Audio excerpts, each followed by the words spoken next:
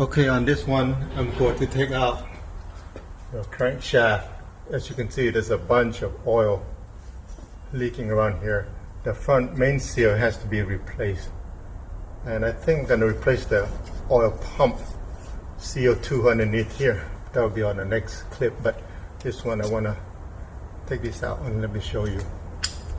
Quite a bit of stuff to do here, but main seal first. I'll take it out.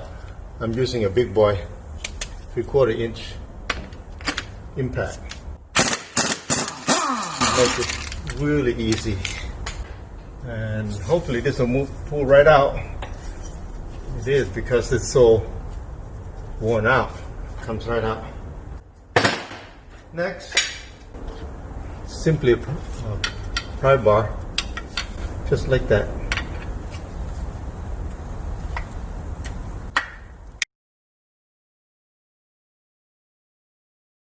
See? Easy.